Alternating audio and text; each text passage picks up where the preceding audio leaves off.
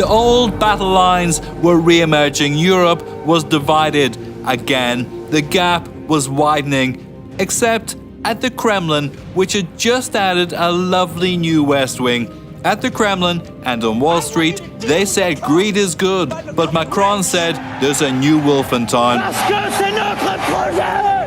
Europe's new love for Cuba was a little more chilled. Trade was all rolled up, and in Arabia, Boris was leading the charge into exile.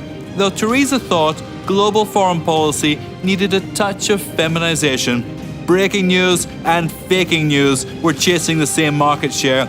Santa denied that he existed, he denied he'd any helpers, and he denied that Christmas had been cancelled in Aleppo. The kids had been very naughty this year, so no presents, except maybe a bag of ashes.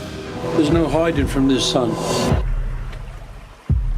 We have a job to do. But under the Christmas tree, there was a new jigsaw puzzle for everyone to play with one or two pieces missing. And then there was a new action toy until the batteries run out.